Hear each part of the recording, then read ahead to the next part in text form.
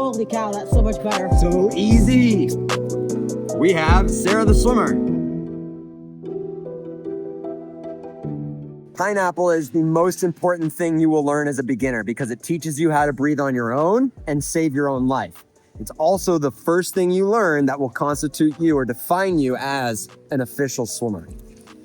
Someone who can breathe on their own can keep swimming and get themselves wherever they want in the world. But someone who is a drowner, someone who cannot breathe on their own, is a drowner, okay? They're going to drown.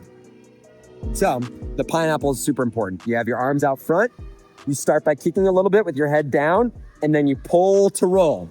Pull one arm down, it'll open up your body, and then pull the other arm down to finish the roll so you're completely on your back, and now you're paddling, kicking on your back.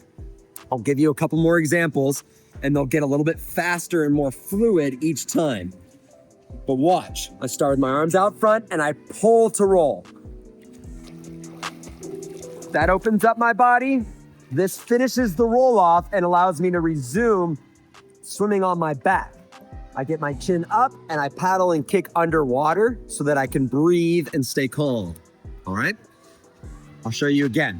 This one will be a little more fluid, a little quicker, so you can kind of see what it should look like, the end result. And as my students learn, they're gonna look more like this as they go over the 3 days.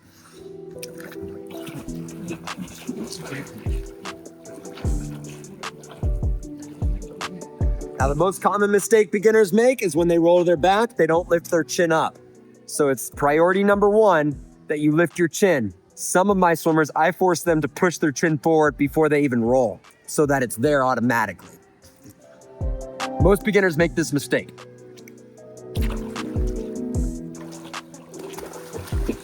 And then they start to panic, okay? All you gotta do is push your chin up when you get to your back, or do it before you roll. Watch. Now it's already in the perfect position. Okay? Arms out front. Good. Pull to roll.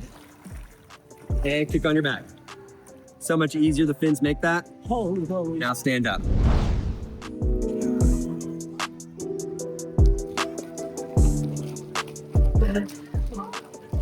Roll. I'm gonna let you roll on your own. You're ready. Okay, so she just went through, I think, 8 attempts without you watching, so 10 total. These are her last 2 pineapples, and then I'm gonna teach her how to roll back to her belly. But watch this. This is super cool.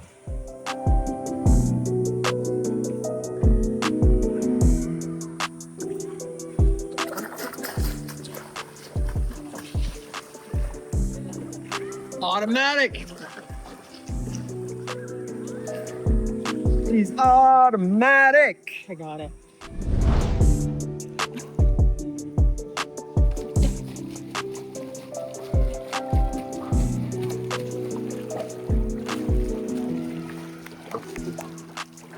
Beautiful. All right. Good job. I got it. That's the pineapple. It feels good. She's officially a swimmer. She can breathe on her own. That means she can save her own life and continue swimming. Makes her a swimmer. You can't breathe on your own because you don't know the pineapple? You're a drowner. You need to contact me, or you need to get lessons somehow from someone, okay? She's a swimmer. So now you get to flip twice. So now I'm gonna teach her how to roll back to her belly. Okay. And this is actually the easier of the 2 rolls. So when you roll back to your belly, you take one arm, doesn't matter which one, you go across your body and behind your head. It's not enough just to do one or the other. You want to aim for a spot that's somewhere around this shoulder and this head, but maybe even beyond that, okay?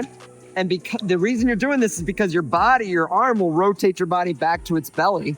And by going behind you, you're gonna cut off your breath.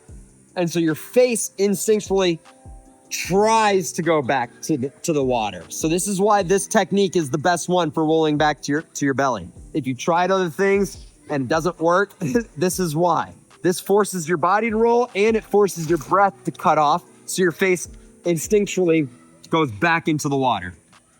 Watch me. I'm gonna take this arm, go across my body, behind my head. And then I'll meet the other arm up with it. Now, one other important thing I didn't mention, take a deep breath right before rolling. You want to max your lungs out with air because you're about to go back into the water. And at this stage, you're not sure for how long. You might actually end up being in the water and then being like, I forgot how to roll to my back all of a sudden. Well, now you have a big breath full of air to calm down, think it through. Yes, you do know how to roll to your back.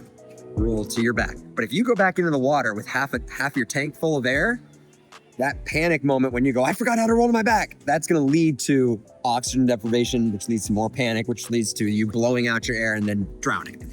So here's how it looks. You're on your back. Take the deepest breath possible, then roll. All right? And we're gonna let you try it. Now, which arm do you want to use to roll? All right, start kicking a little bit. And then 3, 2, 1, deep breath, roll. And then we're gonna roll one more time to get off of this. Okay. Deep breath, roll to your back. 2 or 3 deep breaths. Roll back. And roll back to yours. Okay, one more attempt. Okay. Belly, back, dismount.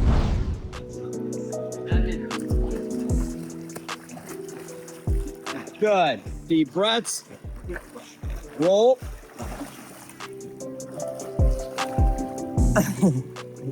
Your curvature almost forbids you from being able to do a second cycle. So when you're on your back next time, I'll be steering you, okay? Roll to your back. Chin goes up. Roll to your belly. Roll to your back. Oh. There you go. There you go. Hey, you did it. Yeah, that's okay. You did it. Congratulations. You're a swimmer.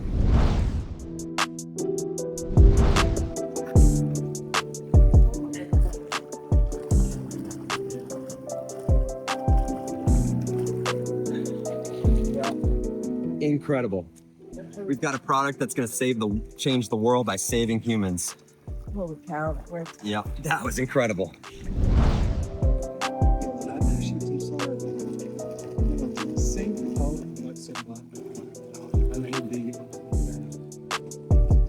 So, move your butt up. Oh, Tolkien taught me that's the only way to engage your core to actually, but not only. A good way. Yeah. Nice. All right, Joel just gave me a tip that we're gonna try on. Okay. When you roll to your back, we already got your head up, but there's this common issue with hips sinking, and I don't normally address it because by just kicking and paddling, it'll come up eventually. But there is a quicker way. A quicker way to get your booty up, and by the way, this is brought to you by my brother Joel, who also helps with the development of the product here at Rocket Swimming. When you roll to your back, you're gonna flex your glutes, your butt. You're gonna squeeze your butt, and it's gonna boost your hips up to the surface sooner. It's another part of your core that actually seldomly goes engaged, but when you do engage it, it should be intentional, and this would be a very intentional purpose for it. So it's gonna look, you're not gonna be able to see my glutes flex because I'm wearing black shorts, but you're gonna see the difference it makes when I do flex my glutes, okay? I'll do one without and one with. This is the one without. Okay, my hips are about 6 inches underwater. I get them back up, and now they're at the surface. Maybe 3 inches, I don't know. Maybe I'm not a good gauge of that, but here's how it'll look with my glutes engaged when I roll.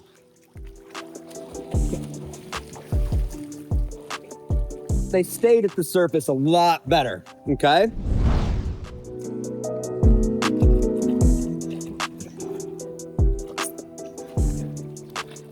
Gorgeous.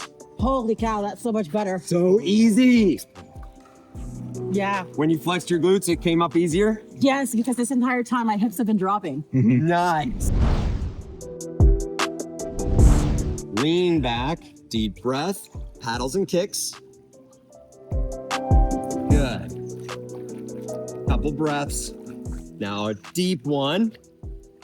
And roll when you're ready. Good. Both arms in front. Kick, kick, kick. Stand up. Good. Hey, doesn't have to look good, it has to be good. That was good. Now it'll start to look better as you practice it more and more. And if it works.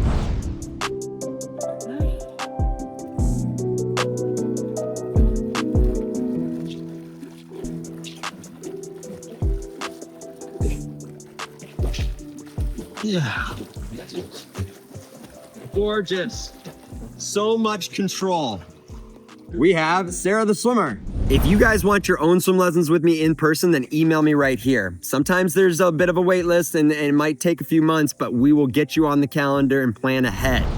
If you found this video helpful, splash that like button. If you want to show Sara some encouragement, give an applause emoji in the comments. Subscribe to the channel for free, and thank you to our members who make it possible for us to do this every month. Check out the merch over on the website and consider following us on our other social media platforms like Instagram and TikTok for shorter clips and tips throughout the week. And with that said, get ready to rock it.